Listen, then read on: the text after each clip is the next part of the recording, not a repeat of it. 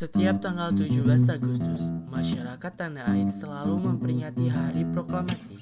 Tanggal tersebut merupakan titik balik dari sejarah kemerdekaan Indonesia yang cukup panjang, di mana sebelumnya penduduk tanah air sempat dijajah selama bertahun-tahun. Sebelum proklamasi terjadi, terdapat banyak peristiwa penting yang melatar belakanginya. Saya Muhammad Aisatrio dari kelas 12 IPA 3 akan merangkum tentang sejarah kemerdekaan Indonesia.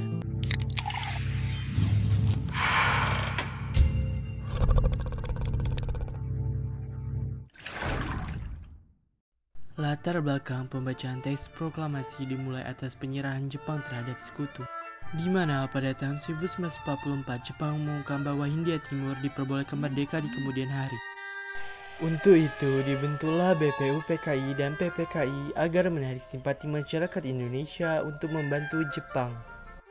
Namun saat Perang Pasifik terjadi, Hiroshima dibom pada tanggal 6 Agustus dan Nagasaki dibom pada tanggal 9 Agustus 1945. Peristiwa tersebut membuat sekitar 14.000 penduduk Jepang menjadi korban dan akhirnya mereka mengaku kalah dari sekutu. Pro kontra peristiwa Rengas Dengklok. Pro kontra ini terjadi karena golongan muda menganggap bahwa golongan tua terlalu konservatif dengan mengikuti aturan Jepang. Di sisi lain, golongan muda menolak jika proklamasi harus dilaksanakan melalui PPKI.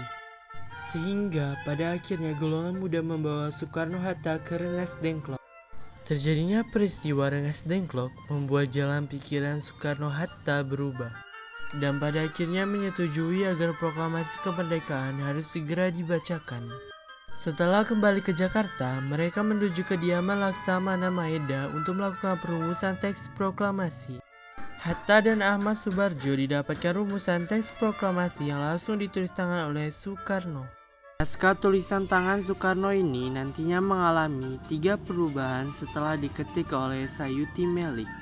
Pembacaan proklamasi kemerdekaan. Setelah dirumuskan dan disahkan, pembacaan proklamasi dilakukan pada tanggal 17 Agustus 1945.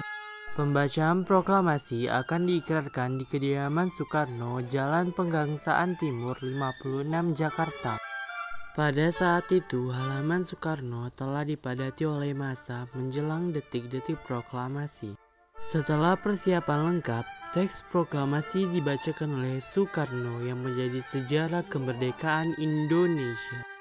Bahkan setelah proklamasi dikumandangkan pun, masih banyak perjuangan lainnya yang harus ditempuh seperti pembuatan naskah Undang-Undang Dasar 1945 dan lainnya, agar Indonesia bisa menjadi negara seperti sekarang.